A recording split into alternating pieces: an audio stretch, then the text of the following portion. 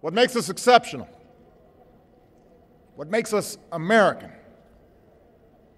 is our allegiance to an idea articulated in a declaration made more than 2 centuries ago. We hold these truths to be self-evident: that all men are created equal,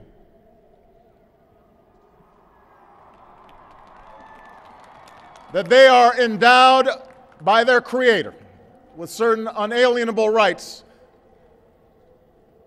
that among these are life, liberty, and the pursuit of happiness. What is equality? This concept that is so important it is in the opening to Obama's inaugural speech. The Merriam-Webster Dictionary defines equal as the same in number, amount, degree, rank, or quality. But what equality means for American politics is exceptionally hard to define. There isn't even one simple type of equality. There is political equality, economic equality, social equality, and so many others. In America, however, we tend to focus on equality of opportunity. During the 19th century, and especially after the Civil War and on into the 20th century, the idea of equality came to have a much more definite and specific meaning than the abstract concept of equality before God. It came more and more to mean that everyone should have the same opportunity to make what he could of his capacities, that all careers should be open to people on the basis of their talents, independently of the race or religion or belief or social class that characterized them. In America, we give a lot of weight to the term equality. However, the principle of equality isn't even mentioned in the original Constitution. It wasn't added in until 1868 after the Civil War with the 14th Amendment. Although Congress and the President were responsible for the 14th Amendment and other legal guarantees of equality, such as the Civil Rights Act and the No Child Left Behind Act, the Supreme Court has typically been central to interpreting what the Constitution means by equality.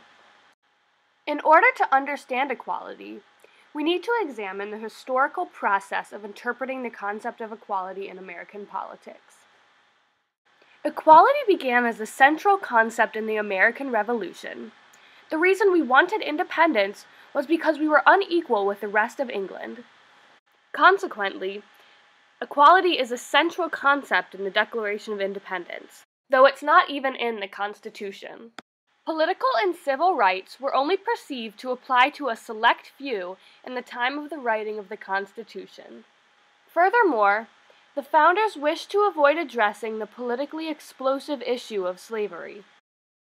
Thus, the Constitution couldn't really address antebellum struggles, because it didn't really say anything about who was entitled to rights. It took the 14th Amendment after the Civil War to give everyone equal rights. The Supreme Court took over the job of defining equality after that. But for 40 years, the court barely ever took action to enforce the Equal Protection Clause. But in Plessy v. Ferguson in 1896, the court stuck to the most formal definition of equality, deciding that separate could be constitutionally equal. From 1896 to 1954, the court interpreted constitutional equality as a comparative standard between groups, not between individuals. The idea that the Constitution called for equality between individuals came about in 1954 with the landmark court case Brown v. Board of Education.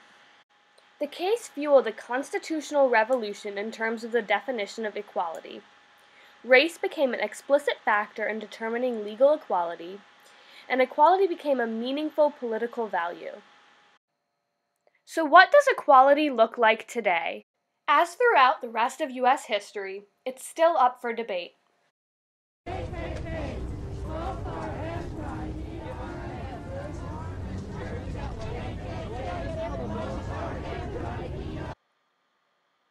In recent history, the debate is focused on the Equal Rights Amendment, affirmative action, and marriage equality.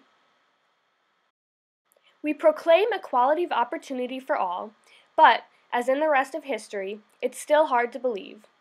As Stanley Katz says in his article, equality of all people in every circumstance is not a politically realistic goal.